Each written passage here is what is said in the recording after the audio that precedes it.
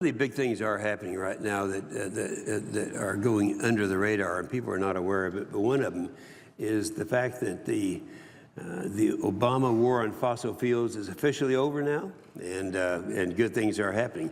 This coincides with the time when we have a shale revolution. We have a situation where we are actually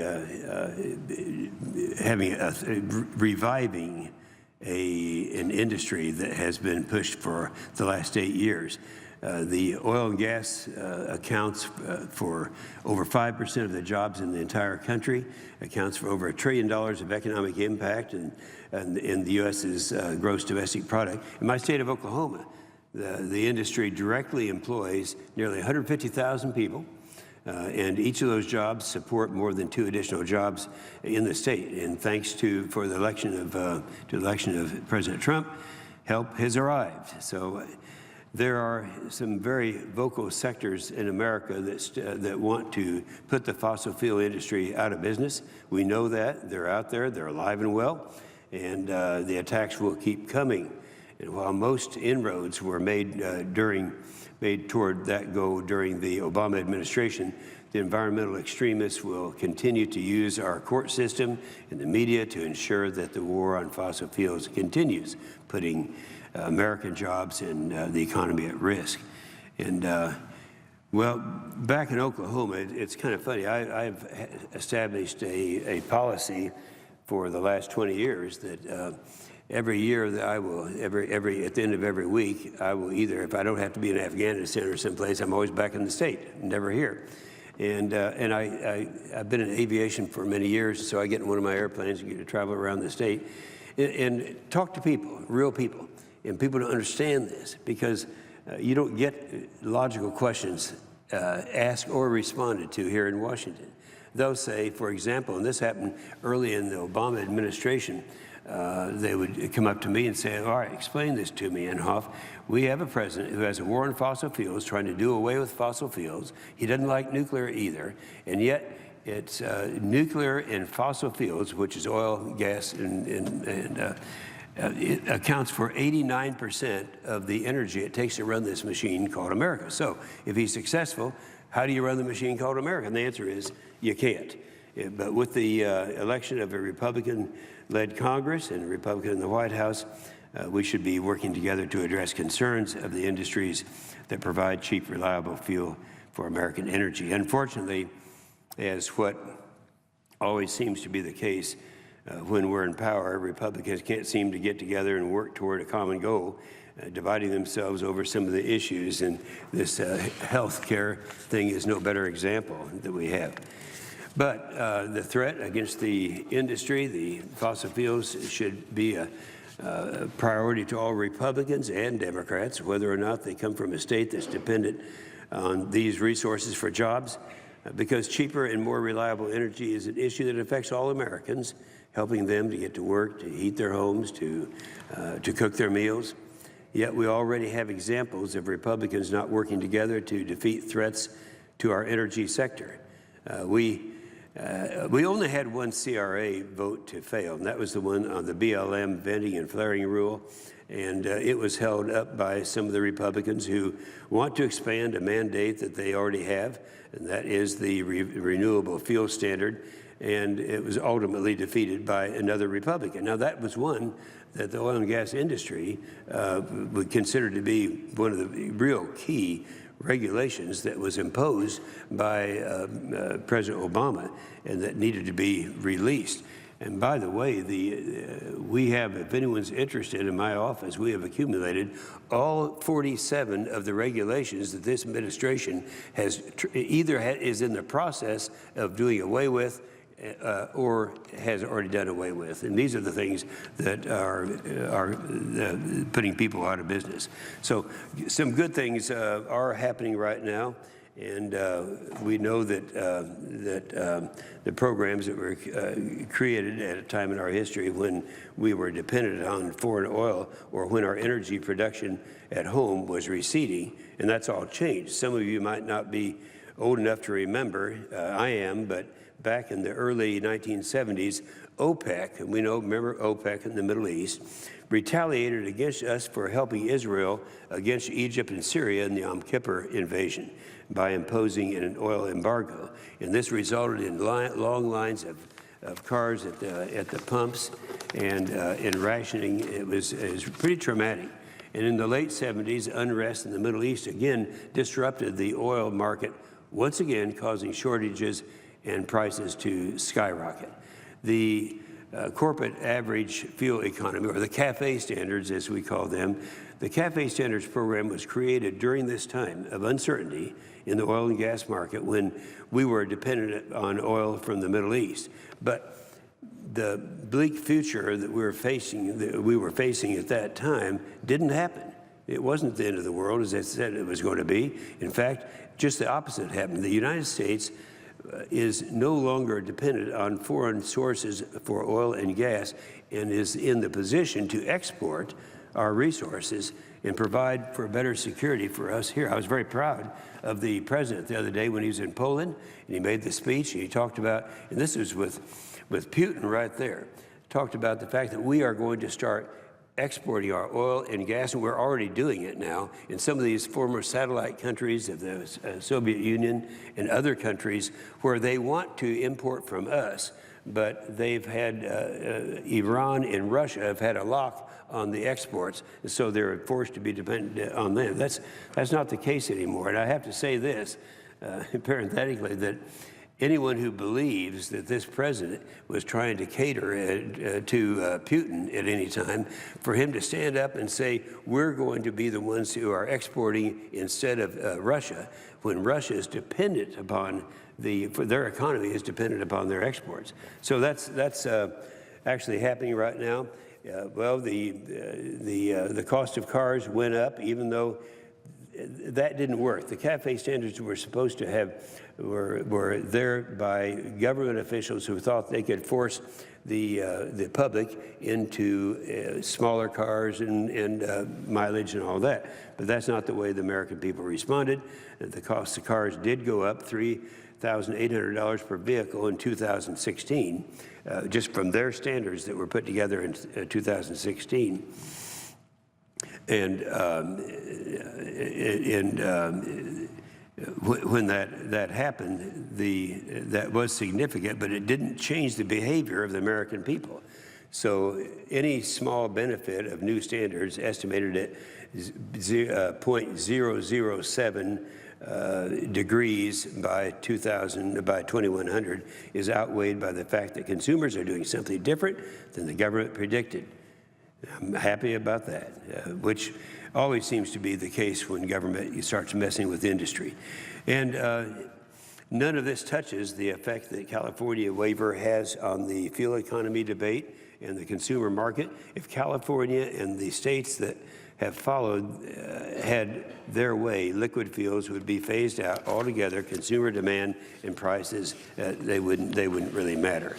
So another way that Congress has tried to manipulate the fueling market is when the energy future was uncertain, is through the renewable fuel standards.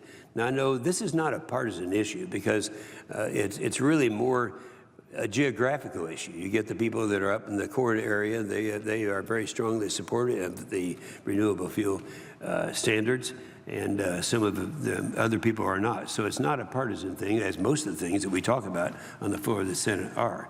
In 2005, and then it expanded in 2007, despite my best efforts, the RFS was created to address decreased energy production at home and to decrease carbon dioxide emissions.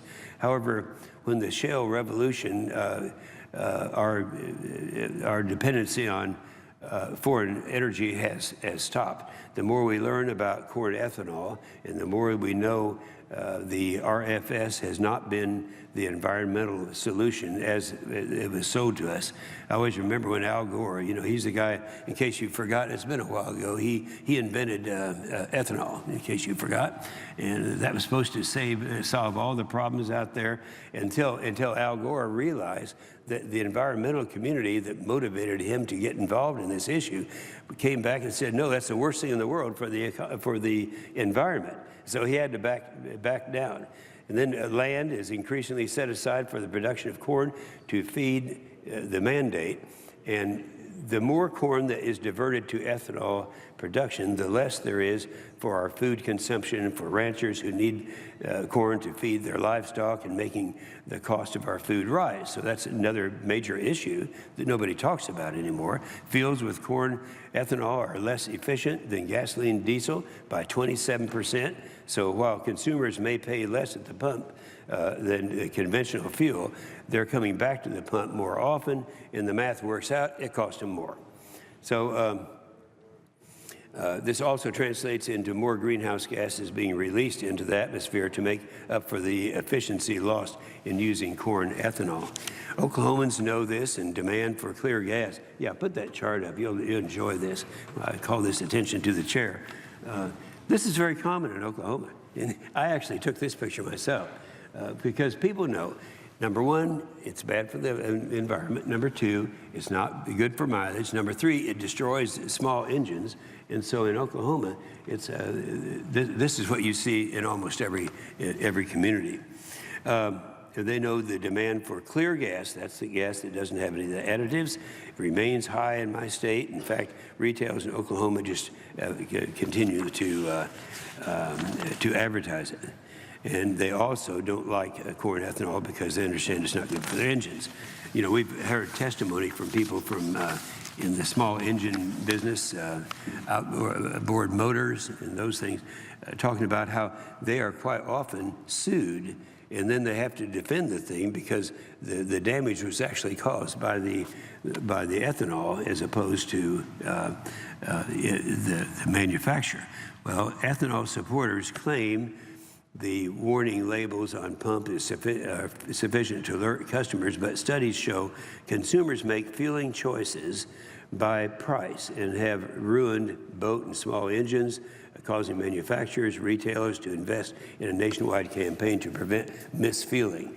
Furthermore, the mandate is not living up to its promises of advancing biofuels. In fact, over the last 5 years, the EPA has had to lower the total renewable fuel volume requirements to amounts below statutory requirements because advanced biofuels have not been developed in the capacity drafters of the RFS had hoped, even with the mandate. So to comply with the RFS, we've become reliant on foreign imports of soybeans and ethanol from South America to count towards the RFS, the exact opposite of what the mandate was supposed to prevent in the first place. Meanwhile, supporters of the RFS want more. They want a waiver for even higher ethanol levels in gas. Currently, gas with 15% ethanol or higher can't be sold during the hot summer months because of its negative effect on ambient air quality.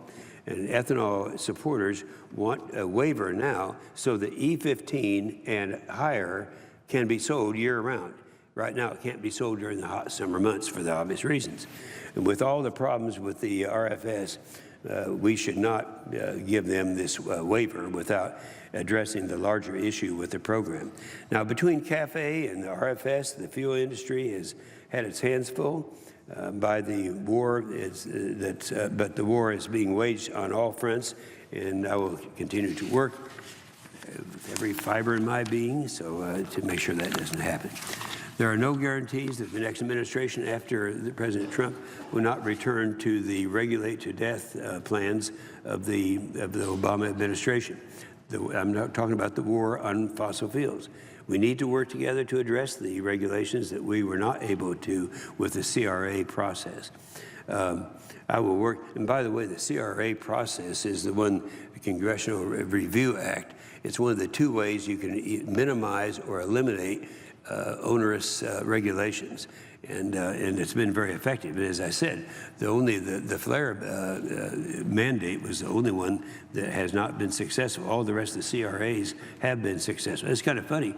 We went 20 years using it effectively once in 20 years, and we've used it 47 times now. So times have changed. So anyway, we're going to work with our colleagues to get as much as we can on any legislation that looks like it might be moving, both in my committees of jurisdiction and on the Senate floor. Any regulation that is a threat to the energy sector should be addressed, so we don't find ourselves in the situation of hoping for favorable court rulings again, which is what we relied on before. There are many regulations that threaten the availability of cheaper energy, and I will be pursuing any means available to address them.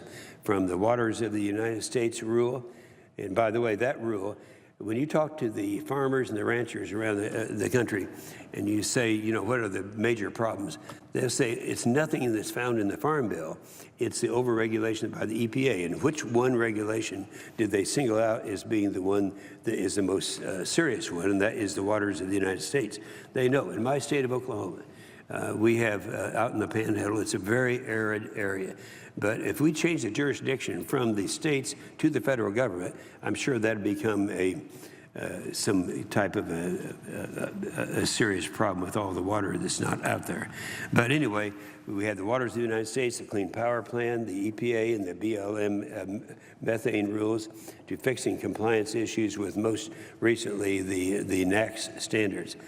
I'll also be pursuing ways to amend the RFS and the CAFE programs from rescinding the California waiver that drives CAFE issues and harmonizing the EPA and DOT rulemaking to reforms of the RFS program, including requiring any E15 or higher blend be tied to the commercial availability of cellulosic ethanol, or requiring certain criteria to be reached before the E15 waiver is triggered. There are many ways we'll be looking to address the issues I've outlined here today, and I'm looking forward to working with my colleagues to ensure that not only is the environment protected, but that the entire fuel industry is as well, and that we have available cheap fuel. The latest battle on fossil fuels was won with the election of President Trump, but the war is still being waged, and I will continue to defend that industry and any industry that employs that number of people and provides cheap energy for Americans. Again, you know, the question that I got back in Oklahoma, where the real people are, I might add, was, you know, if the Obama administration had been successful, and we're dependent upon the very thing he was trying to do away with for 89% of the industry, how do we run the machine called America? The answer is we can't. With that,